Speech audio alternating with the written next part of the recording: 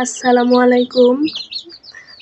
আজকে এসেছেন আমাদের মুরগির একটা ছোট্ট ঘরে। 8টা মুরগি আছে, ছোট্ট বাচ্চা। প্রায় অনেকেরই পাক গজিয়ে গেছে, কেউ আবার ছোট ছোট আছে পাক।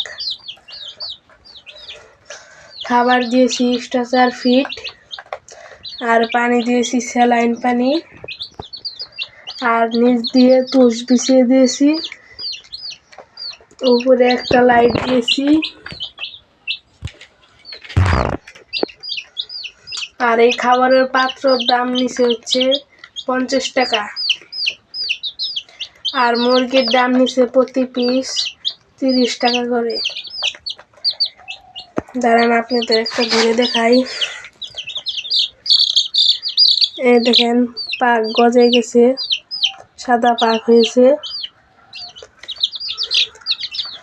আর একটা ধরে দেখাই, এই যে এটার অনেক বড় পাক হয়ে গেছে। দেখেন,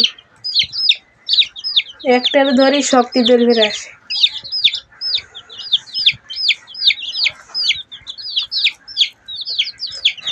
স্ট্রেচার ফিড দিবেন 30 দিন পর্যন্ত, তারপরে লেয়ার দিবেন।